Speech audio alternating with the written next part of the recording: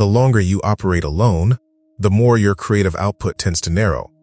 Not because your ideas have gotten worse, not because you've gotten less capable, but because the ideas that used to get challenged before they shipped are now going out exactly as they arrived.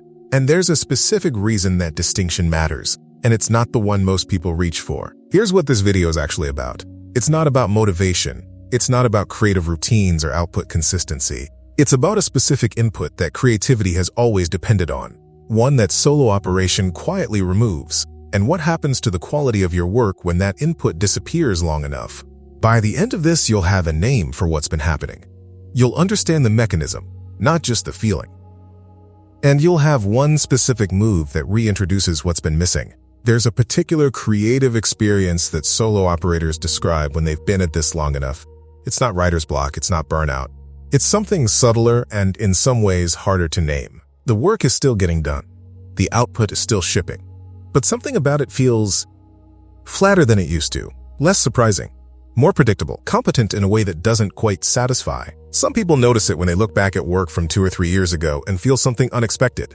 That earlier work had an edge, the recent work doesn't. Not more polished, rougher actually, but somehow more alive, more unexpected, more willing to go somewhere uncomfortable. Others notice it in the ideation phase. The ideas come.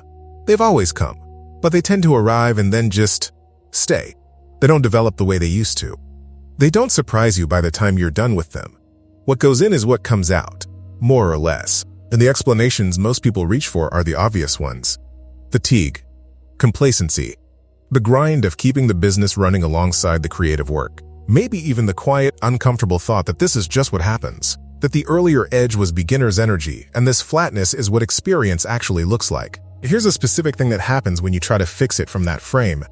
You address the output side. You try new tools, new formats, new routines. You read about creative process, you batch your creative work differently, you give yourself more time, more space, more permission, and the flatness doesn't move. Because the frame was wrong. The problem was never on the output side. So what is actually going on? There's a concept in the research on creative cognition that doesn't get nearly enough attention in conversations about solo work. It's the role of what cognitive scientists sometimes call elaborative friction, the specific pressure that comes from having an idea encountered by another mind. Here's what that actually means in practice. When you share an idea, even informally, even in passing, the other person's response does something to it. They ask a question you hadn't considered. They push back on an assumption you'd treated as settled.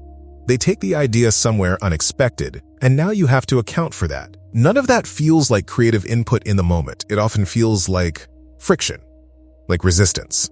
But that's precisely the point. The idea that gets challenged before it ships is a different idea from the one that didn't. It's been pressure tested. It's had its weak assumptions exposed.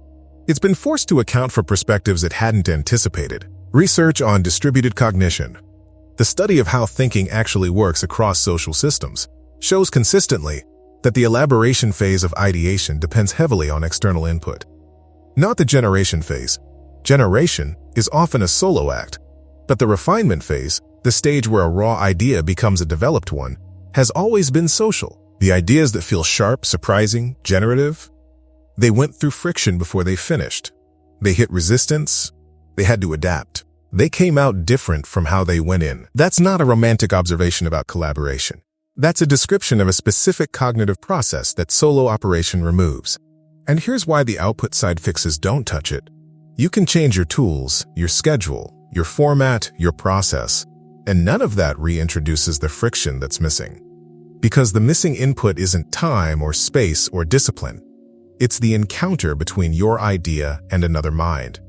That's what's been gone.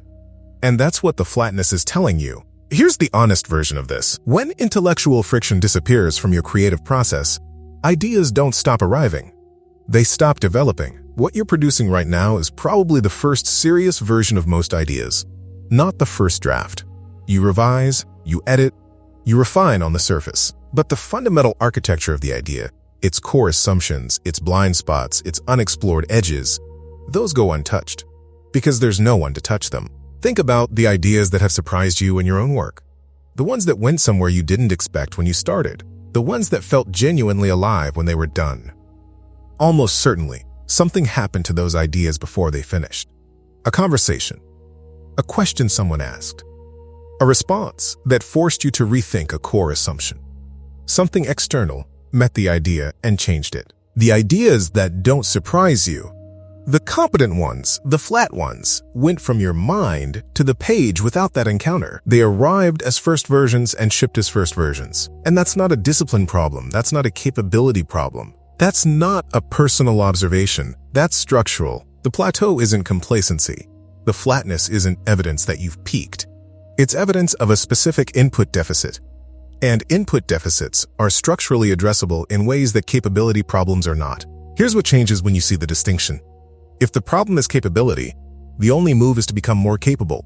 Vague, demoralizing, unclear. If the problem is friction, the move is to reintroduce friction. Specific, structural, actionable. Those are completely different problems. And you've been solving the wrong one. If this is landing somewhere real, if the friction deficit is something you recognize, there's a resource in the description built specifically for this problem. It's a structured self-dialogue protocol. A 20-minute weekly practice designed to simulate the specific kind of elaborative pressure that a thinking partner would provide. It's not journaling. It's not brainstorming. It's a friction function built for solo operation. Link in the description and in the pinned comment.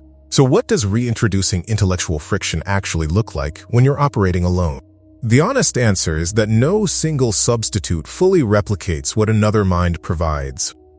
That limitation is worth naming before anything else. Because overpromising here is how people end up back in the same place, having tried another thing that didn't work. What's possible is this: partial, targeted reintroduction of the friction function. Not a replacement for intellectual partnership, but a structural approach that recovers a meaningful portion of what's been missing. The first move is the one most people skip. Before trying to add any external input, it helps to understand which specific part of your creative process has lost friction. Is it the ideation phase? Ideas arriving but staying flat? Is it the development phase? Ideas starting strong but never getting pressure tested? Is it the output phase? Work shipping before it's been genuinely challenged? The answer changes what kind of friction reintroduction actually helps. The second move is using AI as a partial friction substitute, but in a specific way. Most people use AI tools for generation. That's the wrong application for this problem. The creative friction function isn't generative. It's interrogative. It asks questions. It pushes back. It names the assumption you didn't know you were making. What high-functioning solo operators actually do is use AI as a structured interrogator. Not, help me develop this idea, but what's the weakest assumption in this idea? What would someone who fundamentally disagrees with this say? What's the version of this that would surprise me? That's a different use of the tool. And it produces a different kind of output. The third move, and this is the one that changes things at the deepest level, is identifying one person whose intellectual judgment you respect and building a deliberate friction relationship with them. Not a support relationship. Not an accountability relationship.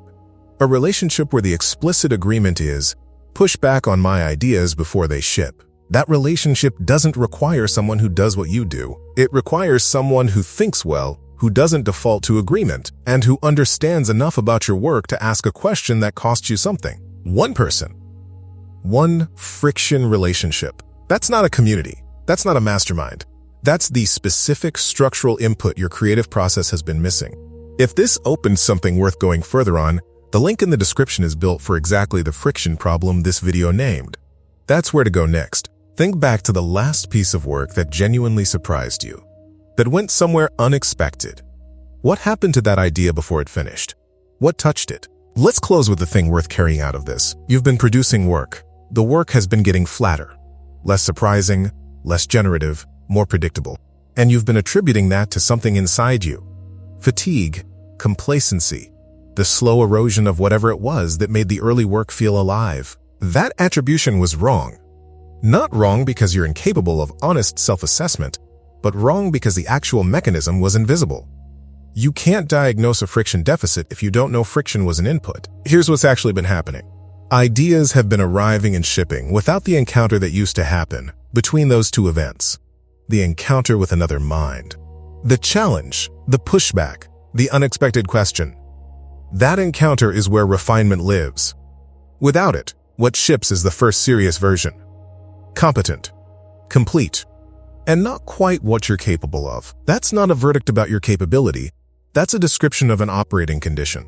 And operating conditions are changeable. What you've been calling a creative plateau, or a loss of edge, or the flatness, is more likely a friction deficit that has been running long enough to feel like identity. It isn't. It's the specific, predictable consequence of a creative process that lost one of its essential inputs somewhere along the path to independence. The input has a name now, the mechanism is visible. And the first move toward restoring it is smaller than you think. Not a community, not a program, not a reinvention of how you work. One structured question asked before an idea ships. One person whose job in your creative process is to push back.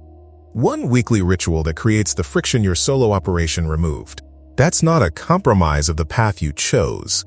That's what the path actually requires from the people who build it well. One move at a time.